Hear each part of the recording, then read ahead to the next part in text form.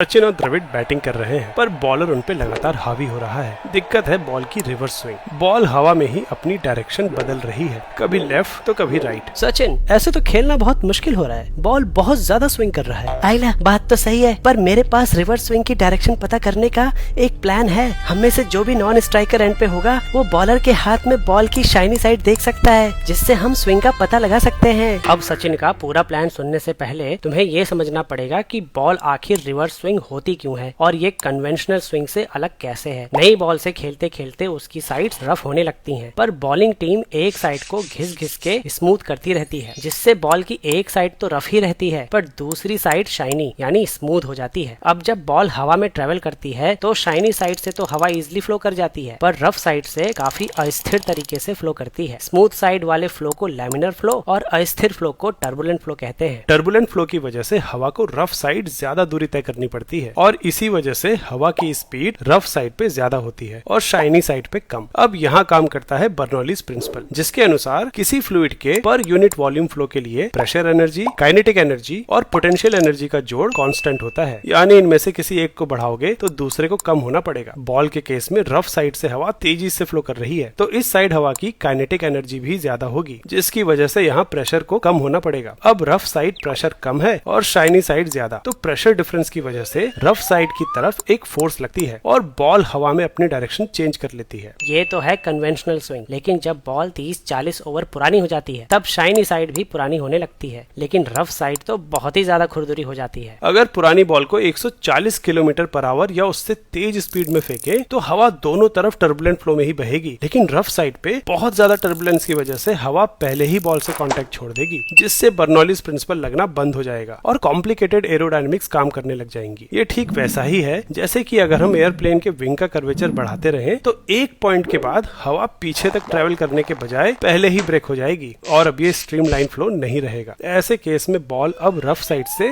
Shiny side की तरफ swing होने लगेगी। सचिन को भी पता है कि बॉल इतनी पुरानी हो चुकी है कि फास्ट बॉलर अब उसे रिवर्स स्विंग करा सकता है। अगर बॉलर के हाथ में बॉल की शाइनी साइड लेफ्ट में है तो नॉन स्ट्राइकर लेफ्ट हैंड में बैट पकड़ेगा और राइट साइड में है तो राइट हैंड में, जिससे बैट्समैन को पता चल जाएगा कि बॉल किस तरफ स्विंग होने वाली है। फिर क्या था, नॉन स्ट्राइकर बॉल देख के सिग्नल देता रहा और स्ट्राइकर बॉल को आराम से खेलता रहा और अपोजिशन टीम के पसीने छूटते रहे। लेट 1970s में पाकिस्तानी फास्ट बॉलर्स ने रिवर्स स्विंग को पहली बार डिस्कवर किया था और उन्होंने इसको एक ट्रेड सीक्रेट की तरह दुनिया से छुपा के रखा। 1992 के वर्ल्ड कप में पाकिस्तानी फास्ट बॉलर्स ने रिवर्स स्विंग का बखूबी इस्तेमाल किया और इसी रिवर्स स्विंग ने उनकी वर्ल्ड कप विन में अहम भूमिका अदा करी। अगर जेईई या नीट की तैयारी कर रहे हो तो फिजिक्स वाला के बैचेस चेकआउट करो, लिंक चैनल पेज पे है।